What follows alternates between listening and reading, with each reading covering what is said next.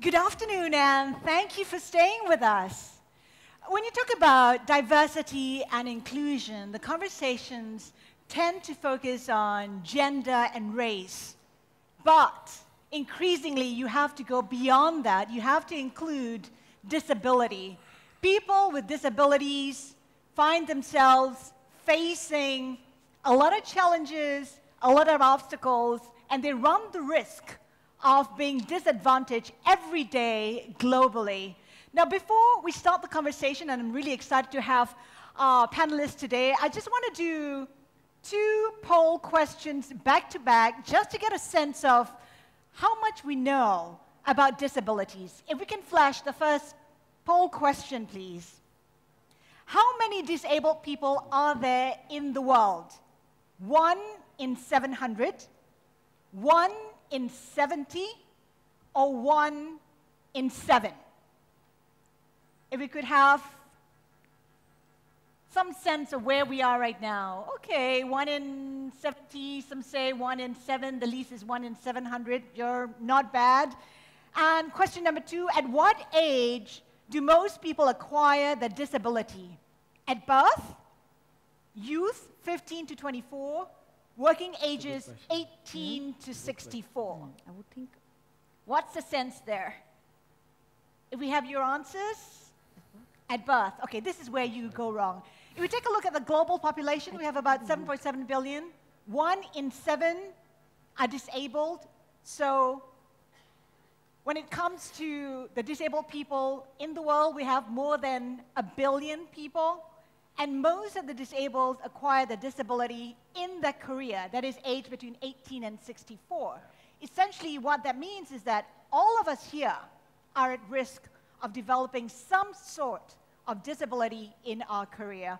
Now, I know that we want to start a discussion, but Vishal wants to do some kind of an exercise with you before we start. Vishal, go ahead. Yeah, let's do some adventure. Can I request each one of you to stand up? Can we have everybody stand up, please? Can I request you to close your eyes? Shut your eyes. Don't cheat. Please. Turn around. Turn around where you are. Shake hands and strike a conversation for the next 30 seconds with someone in front of you. Make Or an next to introduction. you. Or Yeah, next or to next you. to you. Yeah, or next to you. Just make an introduction.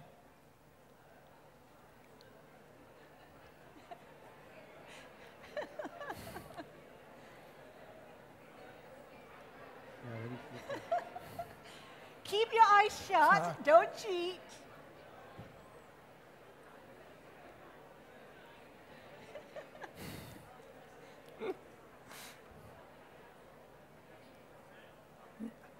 You can open your eyes and be seated back to your seats. You can open your eyes now and take your seat. Seats, yeah. How did you guys feel? Did you stumble in finding someone else's hand? Did you guys have to guess from someone else's tone and voice, the gender, their ethnicity, and the person's looks, and you had to imagine how the other person looks? But that's my day-to-day life. That's the life that most sight-impaired people live. That's the life, in some sort, any one of us can be held in a moment, because each moment has the power to change your life. At the age of 17, my life changed. So think about it. What do you want to do to your life? Because that moment can arrive to any one of us without ringing a bell. Vishal, you weren't always visually impaired. Tell us what happened. What led you here? What led you to lose your sight? I was 17 years old, a happy, healthy, cricket-playing kid whose dreams was to get into his father's family business, which is jewelry. I was about to go to US for my undergrad, and that one moment arrived. I was diagnosed with a rare visual condition called retinitis pigmentosa, which effectively meant that it will render me blind. And over the next 5 years, I turned blind. The only question which was in front of me, it was why me? Why me? I was in a state of despair, guilt, frustration, anger. That was my life. It changed in a moment. And each moment, the only thing I wanted to do was end my life. How did I turn back, and now I'm sitting in front of you, is one of my parents' decisions, which could have been the biggest nightmare for them. Early 2008, they decided to give me a shock therapy. And they said, if you think ending your life is the right thing, you should absolutely go ahead and do it. With their hearts beating hard, they gave me the permission. For the next 6 weeks, I tried various modes to end my life, but unfortunately I failed. And one of the moments when my parents asked me what's going on, I just answered back saying that to end one's life is not easy. And that's when my parents jumped in to give me my 2 principles which form the bedrock of my existence. And that's relatable to each one of us here. A, never give up, because if we try, there is a probability that we succeed. If we don't, there is a guarantee we fail. And second, what goes around comes around. Be nice and empathetic to people, because that's what you'll receive in return. And if you don't, you'll get what you sow. That's what makes me sit in front of you from 2008 as a different person. And of course, you currently work for BlackRock. Before that was Stanchart. Your disability has not stopped you from living your dream, but it wasn't easy. How did you convince your potential employers to give you the chance? Haslinda, I didn't find you, right? Else the journey would have been way easier. So once I decided that I had to try, I had to get a bread on my table. I had to work hard. During my troublesome years of my losing my sight, my friends who went to US, Kindle was my first accessible device, sent me books on financials and technology.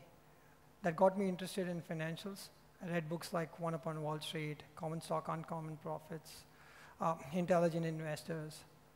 That sparked my interest. It's much easier to convince your friends and family than someone outside, and that's true for each one of us here.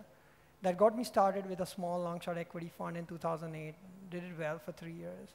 Then I wanted to move to the institutional side, where the challenge began, despite having a track record. It took me 5,000 cold emails, hundreds of interviews, tons of rejections and humiliations to land my first job. And again, when I wanted to move back to investing from trading to BlackRock, it wasn't an easy job. But it's finding that one yes, that one employer.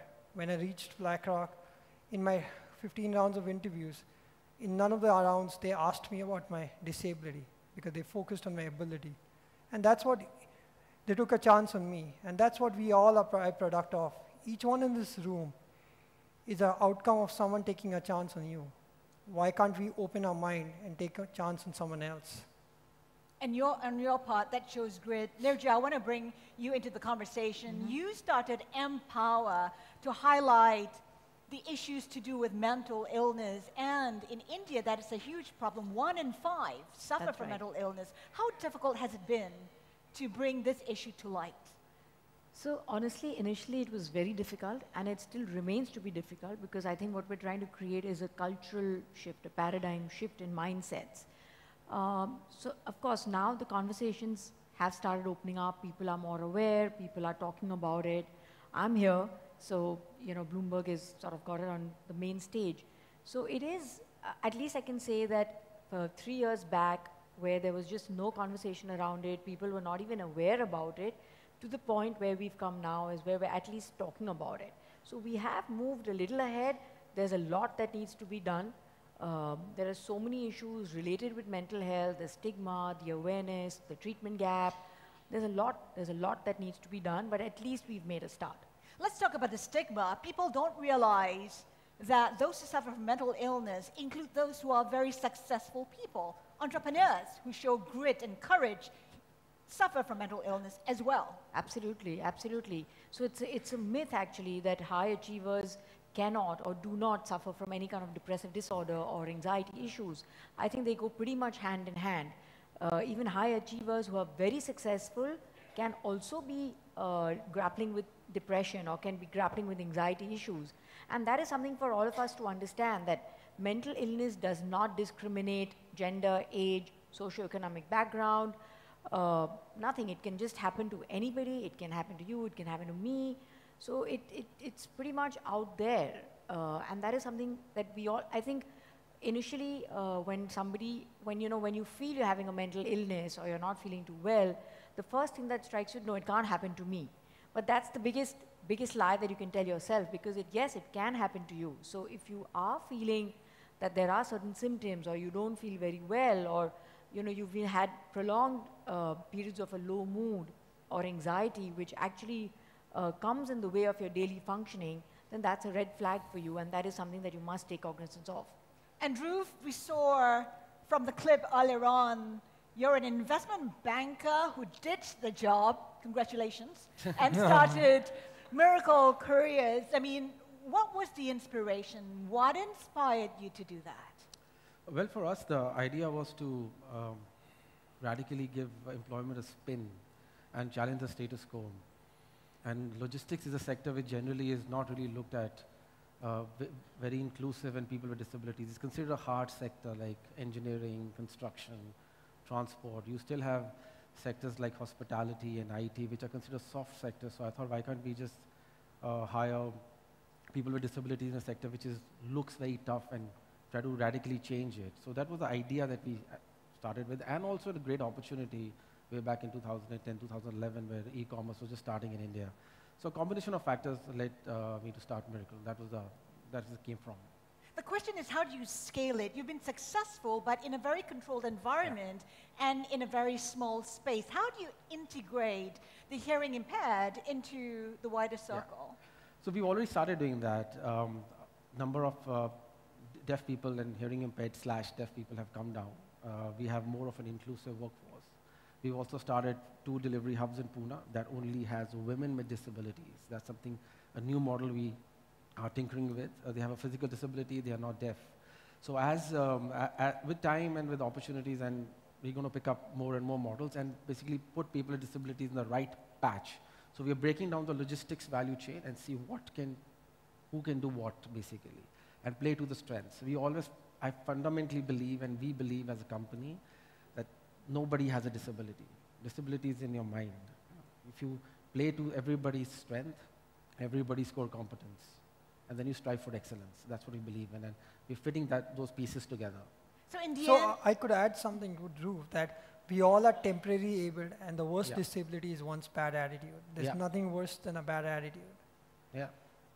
And I would like to add to that, actually, that I think even with somebody who's grappling with mental illness, I think the misconception is that once you have a mental illness means you can never be good enough or you can't be productive. But that's a huge myth. And again, it's the attitude, and that is what leads to the stigma, because people generally, by and large, feel that if you have a mental illness, then you're just not good enough and you're not going to be able to give back in a productive manner. But that's not true.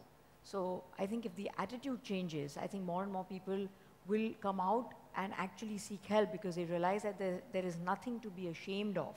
At the moment, the stigma is so deep-rooted, because culturally one feels that having a mental illness is it's a sign of weakness, or it just makes you feel vulnerable. It's something to be ashamed of. So if we can change that attitude towards it, it will make a huge difference. it's about changing the mindset. I mean, Dhruv, Vishal, I'm sorry. I mean, you're one of only 2 investors in the world who are visually impaired. I mean, what would you say to companies, employers? How do they overcome and overlook the disability and concentrate and focus on ability?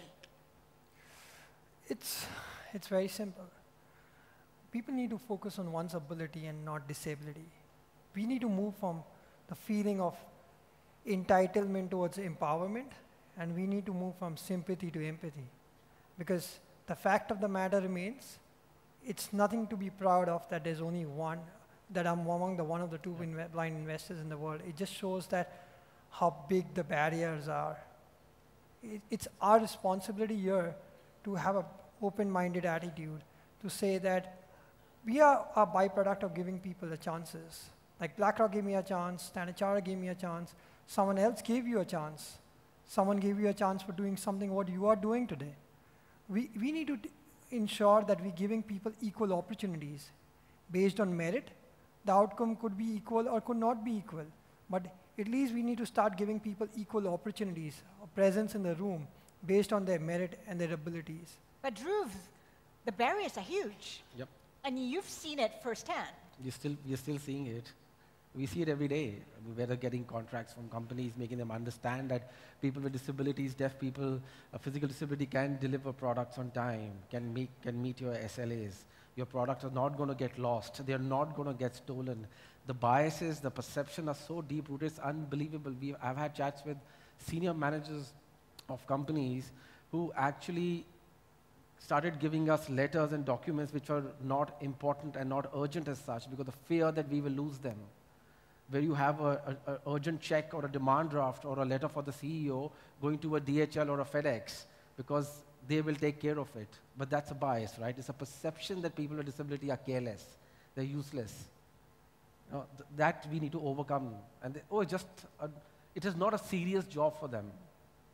It is something that their father and mother want them to do something on the side to make them busy, occupy them.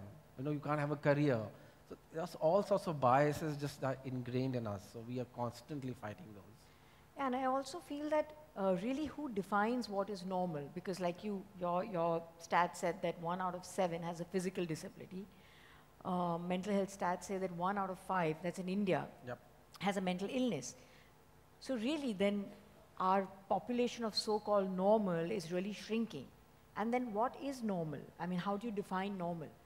If you're able to lead a happy life, I mean, and if you're able to cope with your stresses, if you're in a good space socially, emotionally, psychologically, and you have good interpersonal relationships, and you're able to give back to community in a meaningful manner, I think you're fine. I mean, I think that would be normal, right? Yep. So who gives anybody else the chance, the opportunity to really judge somebody and say that that person is not normal?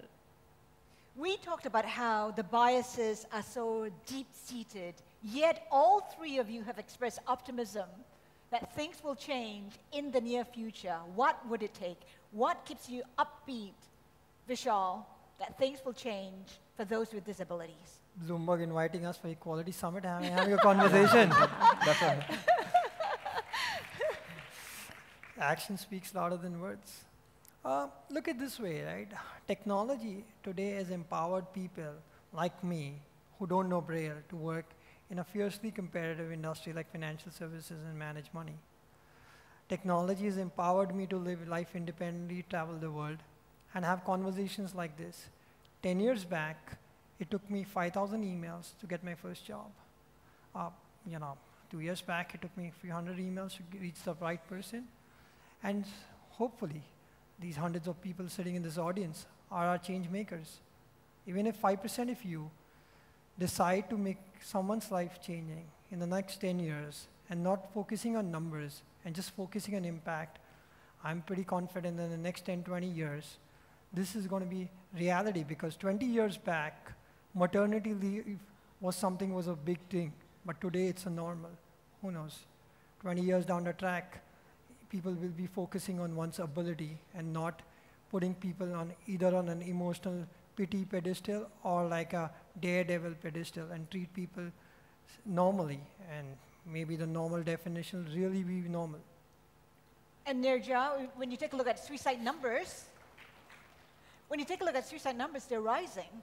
They are. Especially in developing countries Yes. and increasingly in developed countries as well. Absolutely. The numbers are really increasing at a really alarming rate. So I do feel that if we don't arrest the situation and if we don't put in the right measures and the right interventions in place, it is only going to get worse.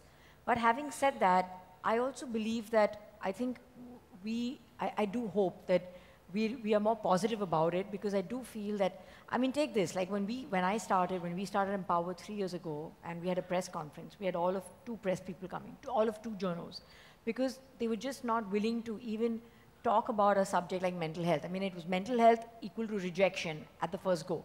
Mental health equals failure. And it equals failure, exactly. And you don't want to talk about it, right? It's the topic is just rejected. But here I am today, we're talking about mental health on this platform. So that, I think, itself is a huge step forward. The second thing I think that I believe will make a change is I think the youth, the young adults, which is like 18 to 25, 18 to 30, are the ones who are going to be the change makers, because like Vishal, I think they are now sort of thinking broader, they think big. They don't want to get associated with all these dogmas and stigmas. So they are the ones who are going to make the change, and when they become parents and they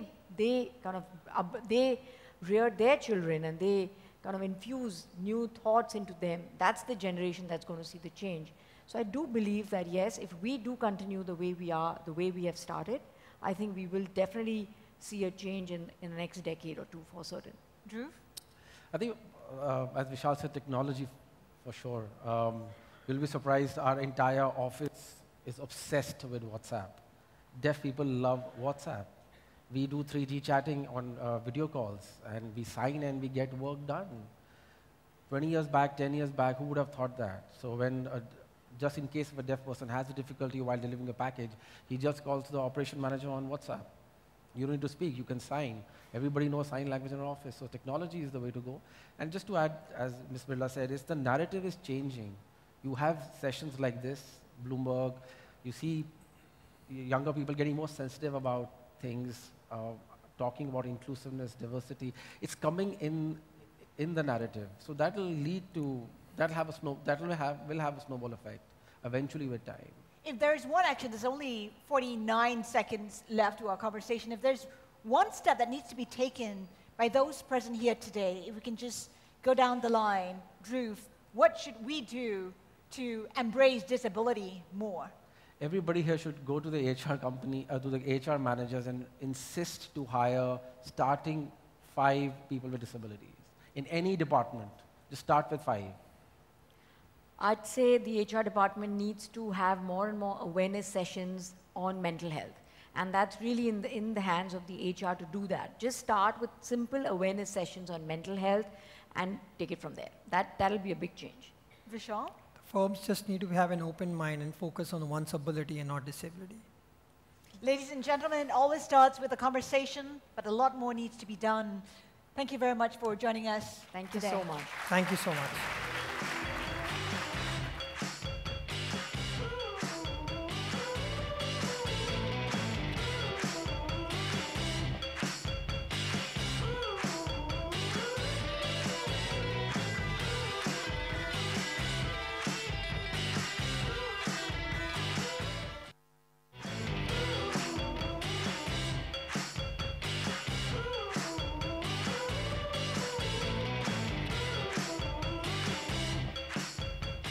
Please welcome to the stage Milind Deora, former Union Minister of State and Member of Parliament, Government of India, and Chavi Rajawat, Sarpanch, Village Soda, Rajasthan, and Bloomberg's Nisid Hajari.